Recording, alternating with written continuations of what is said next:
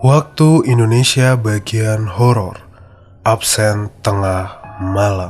Cerita ini gue dapetin dari salah satu teman gue yang pernah bekerja di sebuah ruko di daerah Sidoarjo. Buat yang gak tahu Sidoarjo itu ada di Jawa Timur, tetangganya Surabaya. Ruko tempat teman gue kerja ini hitungannya masih baru waktu itu. Tetangganya masih banyak kebun kosong, masih ada sawah bahkan. Nah, teman gue di sana ikut bantuin omnya, karena bos dari omnya ini mau buka cabang gitulah di daerah teman gue ini. Makanya teman gue mau bantuin omnya. Usahanya kalau nggak salah bergerak di bidang logistik atau apa gitu. Gue kurang paham di sini. Udah kerja sekitar 2 bulan di ruko itu, nggak ada hal aneh-aneh terjadi. Nah, masuk di bulan ketiga, hawa-hawa nggak enak nih mulai kerasa. Ada beberapa pegawai yang katanya dilihati oleh sosok genderuwo. Ada juga yang ngelihat sosok pocong yang terbang lewat jendela lantai 2. Nah, sampailah di kejadian itu terjadi sama temen gue ini. Waktu itu kerjaannya lagi padat banget. Temen gue sebagai anak baru, ya kita tahu lah ya, anak baru, berusaha untuk memberikan yang terbaik. Dia lembur nih di rukonya itu, kerjain beberapa pembukuan sambil ngerekap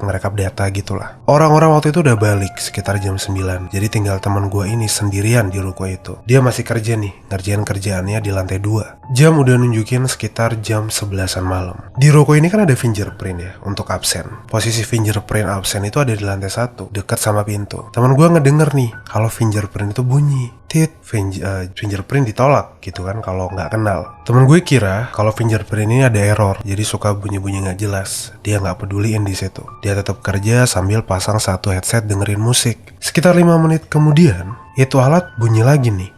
Fingerprint ditolak. Temen gue ngerasa bertanggung jawab dong. Takutnya itu fingerprint kena konslet atau ada error gitu kan. Jadi dia mau turun mastiin kalau fingerprint ini gak kenapa-kenapa. Nah, kalau mau turun dari lantai 2, itu tangganya bentuknya kayak zigzag gitu loh. Jadi kalau turun ada sekitar space lantai buat turun lagi belok ke bawah lagi. Nah, kalau mau lihat lantai bawah otomatis kita harus turun sampai ke lantai yang cukup besar tadi kan. Perbatasan antara tangga 1 dan tangga 2. Temen gue turun tuh dari tangga 1. Di tangga 2 otomatis di tangga lebar tadi, transisi tadi, itu kan udah kelihatan tuh posisi fingerprintnya. Temen gue ngeliat di situ, di fingerprint itu ada sesosok pocong lagi diem sambil mukul-mukulin kepalanya di fingerprint. Temen gue panik luar biasa di situ. Untungnya badannya nggak kaku, badannya masih bisa gerak. Dia lari naik ke lantai 2, dia masuk kantornya, dia tutup pintunya, dia telepon omnya. Untungnya omnya belum tidur. Dia minta jemput saat itu juga. Pas dengar suara omnya datang di depan ruko, dia buru-buru turun, udah nggak peduli lihat sekitar. Dia turun, dia sampai depan ruko, dia kunci pintu rukonya, dia naik boncengan omnya, dia minta buat segera pergi dari tempat